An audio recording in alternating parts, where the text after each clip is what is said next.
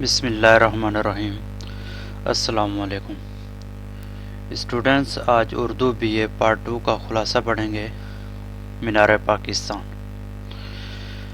مینار پاکستان مختار مسعود نے اپنے مضمون میں مینار پاکستان کے حوالے سے استعاروں کے انداز میں تحریک پاکستان کو علی گڑھ کے طلباء کی سرگرمیوں اور مسلم لیگ اور کانگریس کے ضمع کے خاص کرداری پہلوؤں کے ساتھ بیان کیا ہے۔ انہوں نے قیام پاکستان سے پہلے تصورات یکجا کرتے ہوئے دل کو اس یقین سے مالا مال کیا ہے کہ قیام پاکستان ناگزیر ہے، پاکستان بن کر رہے گا، اور پھر اس کی ساری جدوجہد کو بیک نظر یاد دلانے کے لیے مینار پاکستان تعمیر ہوگا۔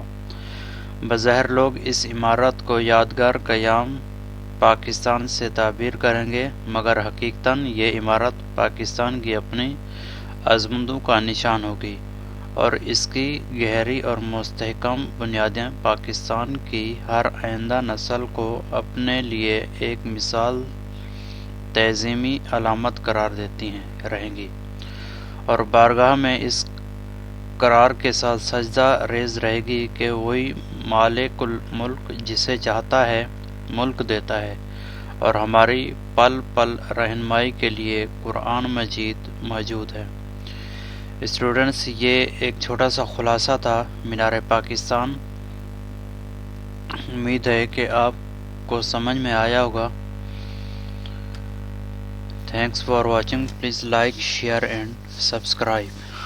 شکریہ۔